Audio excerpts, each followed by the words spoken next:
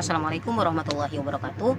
Alhamdulillahirobbilalamin. Hari ini udah hari kedua di bulan Ramadan. Kita lagi, ini masih jam-jamnya pengen buka puasa, tapi kita harus tetap semangat. Gimana Al-Qurannya? Udah persiapan untuk khatam belum? Sebenarnya kita saat ini mau ngebahas tentang kisah dan sejarah di balik bulan suci Ramadan. Jadi aku akan ngebahas mulai dari kenapa sih Ramadan itu dinamain Ramadan, dan yang kedua tentang sejarah bulan puasa. Kapan sih puasa itu ditetapkan sebagai syariat, di mana kita sebagai seorang muslim itu diwajibkan untuk berpuasa. So kita mulai dulu dari asal usul kenapa bulan Ramadan itu dinamakan bulan Ramadan. Oke. Ramadan ini dijuluki sebagai penghulunya sebuah bulan. Jadi ibarat kata kepalanya gitu lah, ketuanya gitu. Kalau misalnya kita lihat ya, seluruh nabi itu kan ada penghulunya, yaitu Nabi Ibrahim alaihissalam. Dimana Nabi Ibrahim ini adalah bapak dari para nabi gitu. Nah, bulan Ramadan ini itu kayak gitu tuh, ibarat kata kayak penghulunya, ketuanya bulan dari semua bulan gitu. Nah, sebagaimana diterangkan dalam sebuah hadis, telah datang kepadamu bulan Ramadan, penghulu segala bulan, maka selamat datanglah kepadanya. Marhaban ya Ramadan. Telah datang bulan saum, yakni bulan puasa, membawa segala rupa keberkahan, maka alangkah mulianya tamu yang datang itu. Hadis riwayat At-Tabrani. Nanti kita akan jelaskan nih kemuliaan-kemuliaan apa aja sih yang ada di bulan Ramadan, yakni nanti dijelasin pada pembahasan Quran surat Al-Baqarah ayat 183, di mana bulan Ramadan ini adalah bulan yang Masya Allah banget. Dilanjutin sama 184, 189, di mana bulan Ramadan ini adalah bulannya Al-Quran. Kenapa Al-Quran yang dimention? Kenapa nggak puasa yang dimention? Kenapa harus kitab sucinya? Kenapa bukan ibadah rukun Islamnya gitu ya?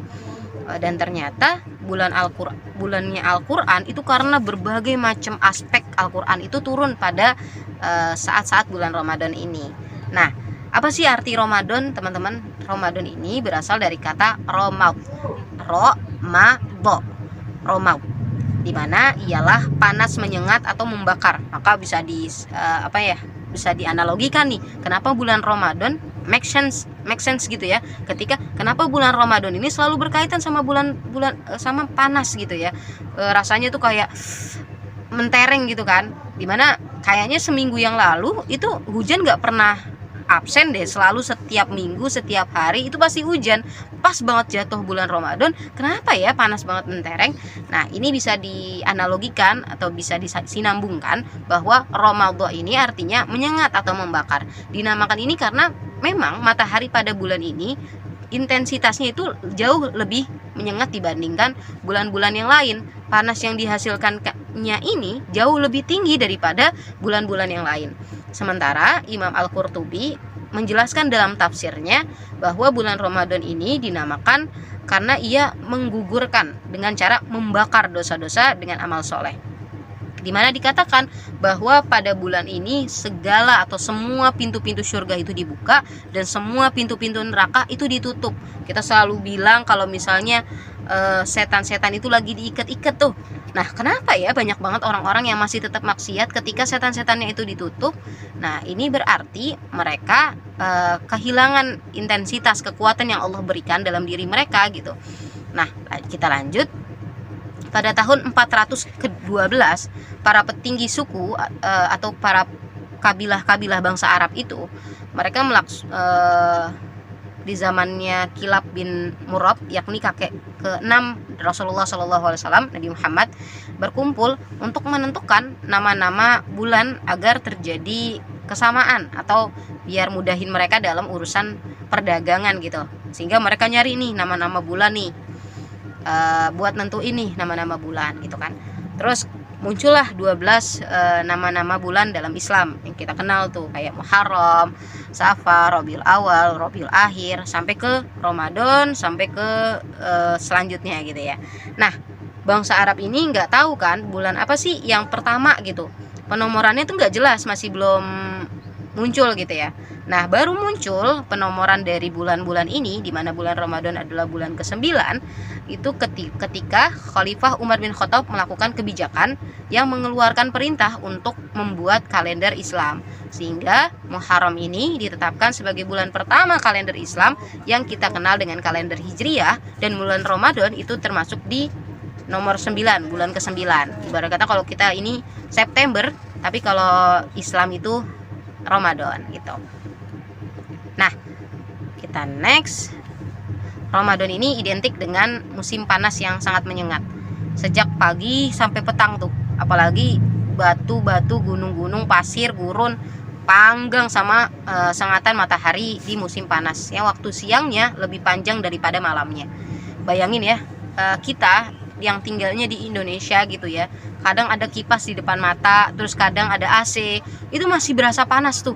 Apalagi Rasulullah, apalagi orang-orang Mekah dulu, orang-orang yang beriman dulu, yang ngelakuin ibadahnya itu bener-bener di tanah yang gersang banget gitu ya. Maka dikatakan di dalam Quran surat Al-Baqarah ayat 183 ini, perintah untuk berpuasa ini tidak diberikan kepada ya ayuhan nas, tidak diperintahkan kepada seluruh manusia, karena Allah nyuruhnya kepada ya ayyuhalladzina amanu, wahai orang-orang yang beriman. Maka orang-orang yang tidak mampu menahan dirinya dari lapar dan dahaga, mereka bikin bercandaan belok-belok ke warteg dan semacamnya, mereka adalah orang-orang yang tidak termention nih dalam Al-Quran, dimana Allah mentionnya yakni ya ayyuhalladzina amanu, orang-orang yang beriman lah yang dimampukan, yang dikuatkan untuk berpuasa. Nah, siangnya itu lebih panjang daripada malamnya.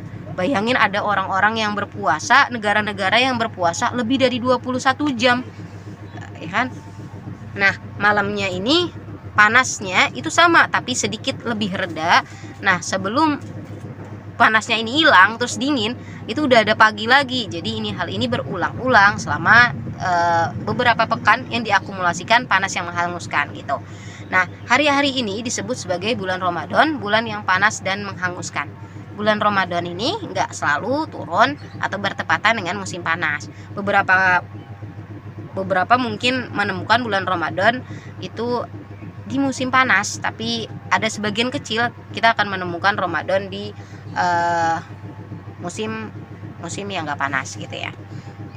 Nah, orang-orang ini lebih memahami panasnya bulan Ramadan ini secara metaforik atau kiasan, dimana hari-hari Ramadan orang berpuasa, tenggorokan mereka terasa panas karena kehausan, dan diharapkan dengan ibadah-ibadah di bulan Ramadan ini maka dosa-dosa mereka itu hangus terbakar, dan setelah Ramadan mereka mendapatkan ampunan. Dimana setiap kita sehabis tarawih atau pas pengen maghrib ini ada banyak zikir tuh, salah satunya yang dimention Allahumma innaka afun tuhibbul afwa fa'fu anna ya karim.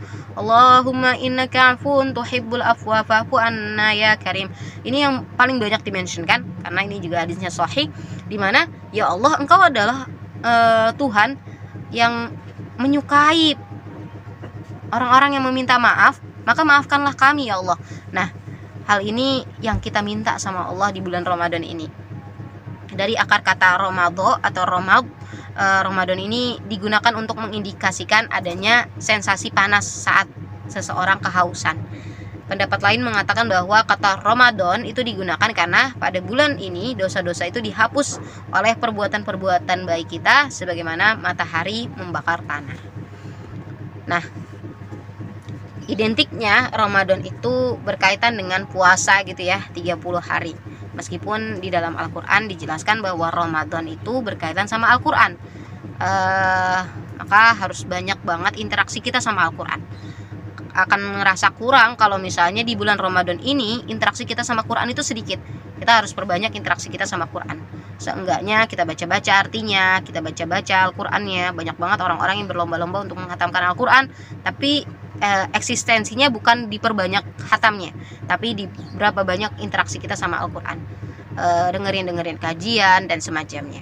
Nah, kewajiban untuk berpuasa yang identik dengan Ramadan itu lebih ke puasa di kaum kita gitu ya, dimana ditetapkannya bukan hanya pada saat zamannya Rasulullah Nabi Muhammad gitu, tapi puasa ini juga sudah ditetapkan sebelum Nabi Muhammad gitu diperintahkan untuk mensyariatkan puasa, di mana Allah memerintahkan kepada zaman jahiliyah untuk melakukan ibadah puasa, tapi mereka enggan, mereka nentang, mereka nggak mau tuh yang namanya puasa gitu.